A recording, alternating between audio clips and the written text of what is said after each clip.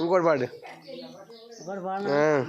మంచిది ఏమంటే సూర్యాది చంద్రుడు పుట్టక ముందు సన్నాభంగోళాన్ని పుట్టేయండి. సన్నాభంగోళాన్ని పుట్టిన తర్వాత బాబయ్య నరసాలం ఎత్తులేండి. నరసాలం ఎత్తిన తర్వాత బాబయ్య చంద్రుడు భూలోకం మొత్తం అంతా అప్పుడే ఏర్పరిచాడు భగవంతుడు. ఏడు బాబయ్య అప్పుడు ఏర్పరిచాడండి.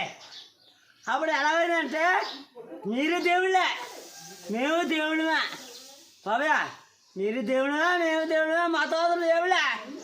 గంగపోలో చచ్చిపోయిందండి. గంగపోలో చచ్చిపోతే వీళ్ళందరూ అక్కడ ఉండి గంగపోలో చచ్చిపోతాడు. అందరూ అక్కడ ఉండి మొక్క తెలియదట. మరి ఎవడో పోయికాడు ఉండాలి కదండి. చెప్పండి బాబయ్య.